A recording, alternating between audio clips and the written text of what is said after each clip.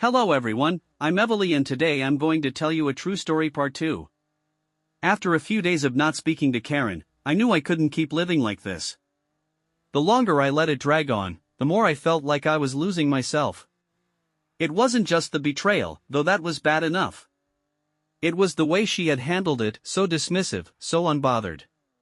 Like it was just some casual affair, like it was no big deal.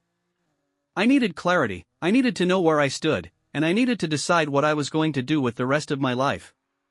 Because, honestly, I felt lost. So I called her. I told her to meet me at a park later that evening, no distractions, no excuses.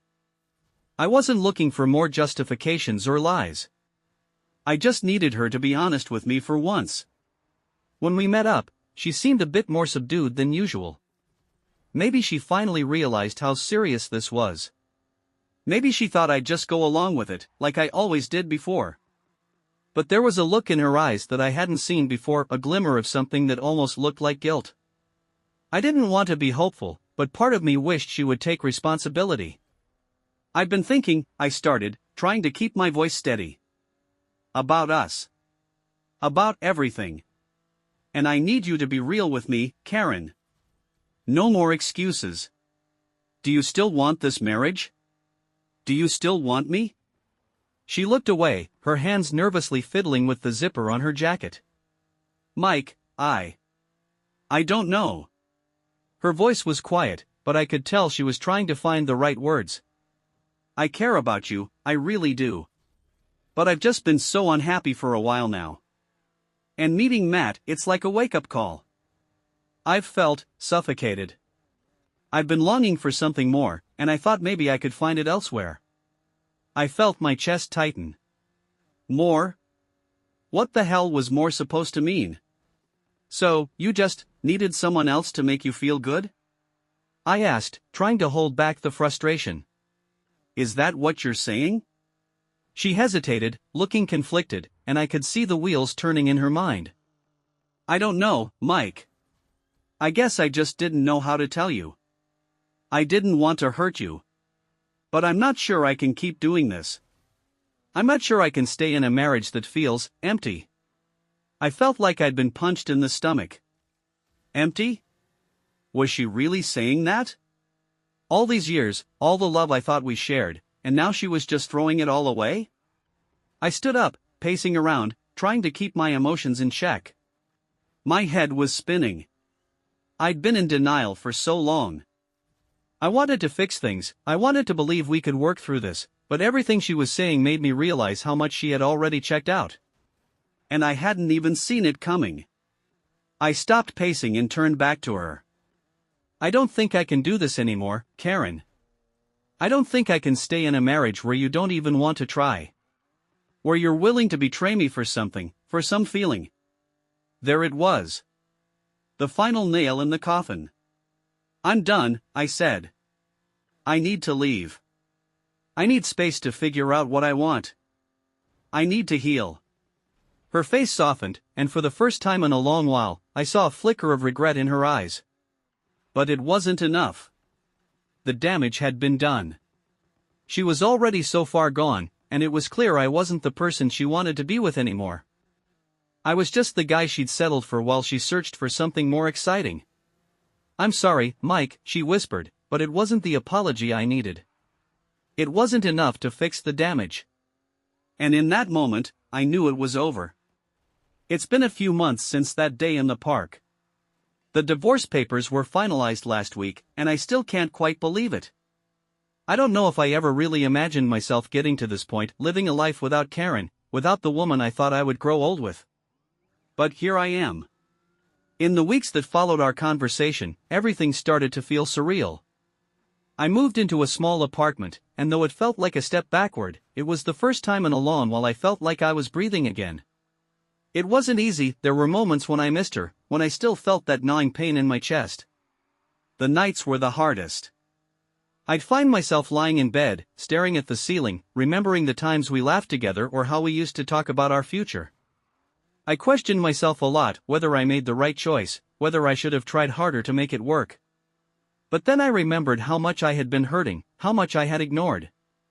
Karen's betrayal wasn't just about her sleeping with another man, it was about the way she made me feel invisible.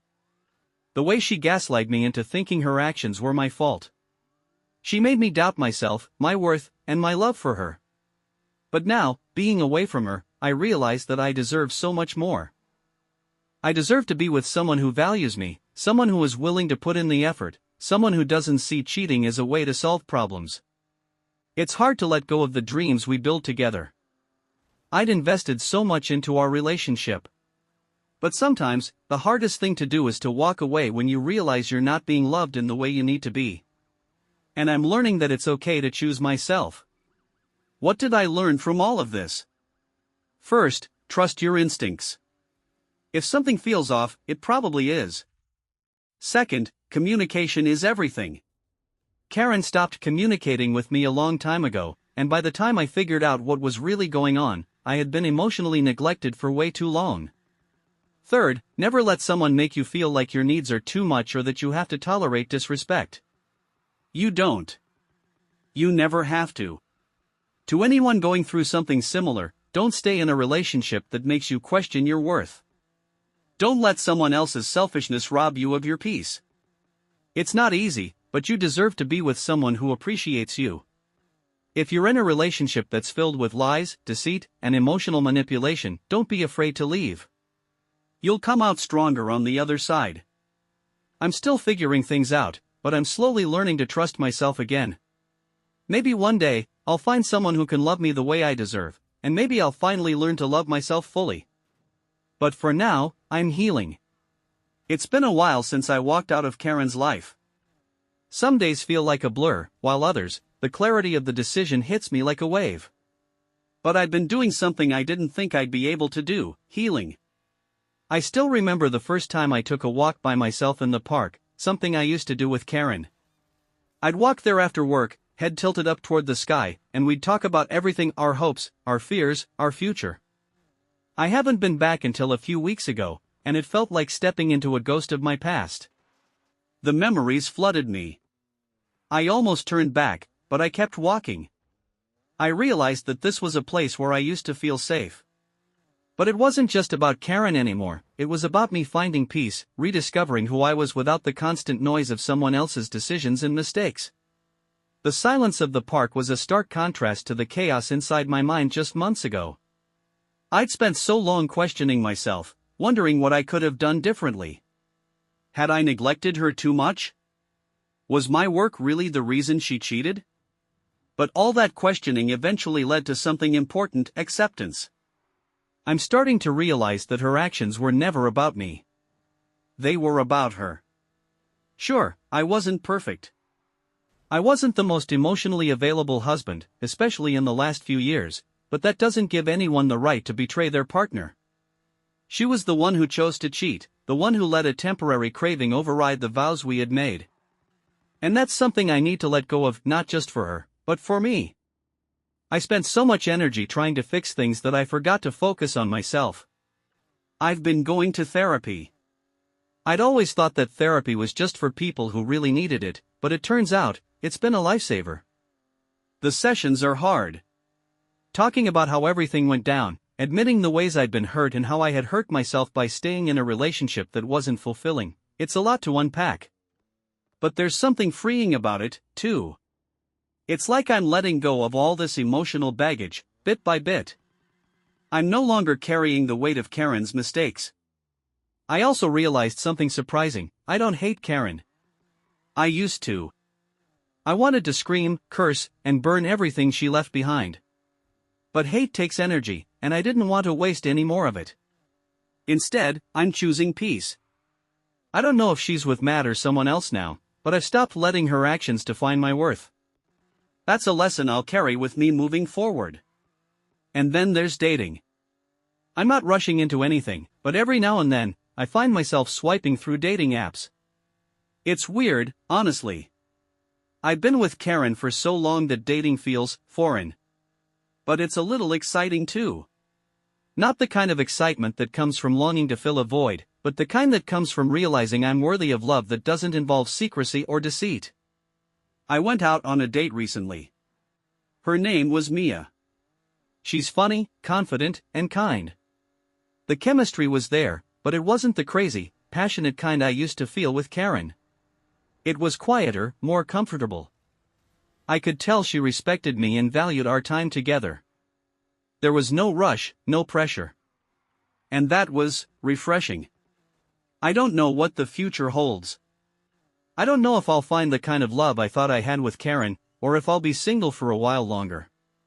But I'm learning to enjoy being by myself again.